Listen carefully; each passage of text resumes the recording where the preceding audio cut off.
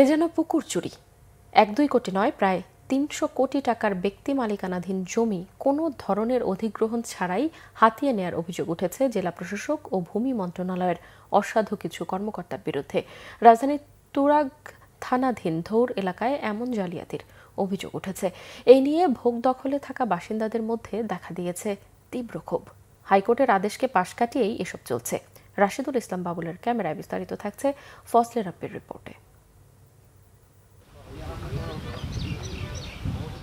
মোহাম্মদ আতিকুর রহমান পেশায় একজন ব্যবসায়ী। পৈতৃক সূত্রে তুরাগ থানাধীন ধৌর এলাকায় প্রায় ১৫ বছর আগে ৪ বিঘা জমি পেয়েছিলেন তিনি। চেয়েছিলেন শেষ বয়সে এখানে মাথা গোজার ঠাঁই হবে, কিন্তু সে আশায় গুড়ে বালি। আতিকুর রহমানের মতো এমন আরো বেশ কয়েকজন মানুষের ভোগ দখলে থাকা অন্তত প্রায় ৫০ বিঘা জমি ভূমি কর্মকর্তা কর্মচারী বহুমুখী সমবায় সমিতি লিমিটেডের নামে দলিল করে চটজলদি নামজারি করা হয়েছে। এ নিয়ে স্থানীয় বাসিন্দাদের মধ্যে দেখা দিয়েছে ব্যাপক ক্ষোভ। পুরো এলাকায় আমরা চাষাবাদ করি, যে আমরা বালু ভরাট করতেছি স্থাপনা তৈরি করার জন্য, কেউ আজ পর্যন্ত আসে নাই, কোনো লোকই আসে নাই। তাহলে আমরা এটা বুঝবো কি আমরা যে তারা এটা অধিকার, বা আমাদেরকে কোনো চিঠিও দেয় নাই গভর্নমেন্ট থেকে, ডিসি অফিস থেকে, এসিলিয়ান অফিস থেকে, কেউ আমাদেরকে কোনো জানা নাই।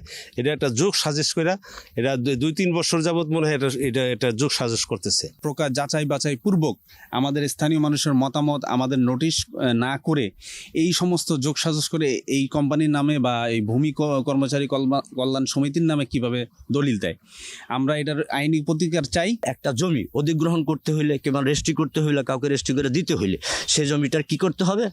নামজারি, খাজনা খারিজ, মিউটেশন কমপ্লিট থাকতে হবে। সেটাও তাদের নাই। তারা আগে দলিল করছে, পরে নামজারি মিউটেশন করছে। এটা হলো আরেক ব্যাপার। বংশ পরম্পরায় পাওয়া জমি কিভাবে সরকারি কর্মকর্তা কর্মচারী সমিতির নামে নামজারি করা হলো তা নিয়ে উঠেছে নানান প্রশ্ন। ঘটনার সত্যতা যাচাই বাছাই করতে বেশ কিছু ডকুমেন্ট সংগ্রহ করে বাংলাভিশন। তাতে দেখা যায় ১৯৫২ সালের প্রজাবিলি গ্যাজেটের পর ভূমি মন্ত্রণালয়ের পরিপত্রে সুস্পষ্ট উল্লেখ করা হয়েছে যেসব ব্যক্তির নামে জমি রেকর্ড অধিভুক্ত রয়েছে সেগুলো তদারকির ব্যাপারে ভাওয়ালরাজ কর্তৃপক্ষের যে কোনো ধরনের হস্তক্ষেপ আদালত অবমাননার শামিল। এখন প্রশ্ন হলো, ব্যক্তি মালিকানাধীন এই সকল জমি অধিগ্রহণ করতে ভূমি মন্ত্রণালয়কে কিভাবে ক্লিয়ারেন্স দিল ভাওয়ালরাজ কর্তৃপক্ষ? এমন প্রশ্ন করতেই দায়সারা জবাব দিলেন প্রতিষ্ঠানটির ম্যানেজার। কোর্টের সাথে আপনারা লড়ছেন, আইন লড়াই? হ্যাঁ, লড়ছেন। তো সেই আমরা আমার সম্পত্তি আমি বলবো না, কোর্টে আমি বলবো না যেটা আমার সম্পত্তি। আপনি বলছেন, আমি বলছি, তারাও মালিকানা বলছে যে এটা আমার সম্পত্তি। কিছু জিনিস আপনি পাইছেন, কিছু সম্পত্তি সে পাইছে, স্বাভাবিক আইন লড়াই যেটা পাবে। এখন সেই সম্পত্তির মধ্যে মালিকানা সম্পত্তিও আপনি আপনার দেখিয়ে তার কাছে দিয়ে দিচ্ছেন, হস্তান্তর করছেন। এটা কি সম্ভব? কে বলছে আপনাকে মালিকানা সম্পত্তি মানে আমার দেখিয়ে আমি হস্তান্তর করছি? কিভাবে এটা কেন বলছেন? কিভাবে সে দলিল করলো, নামজারি করলো?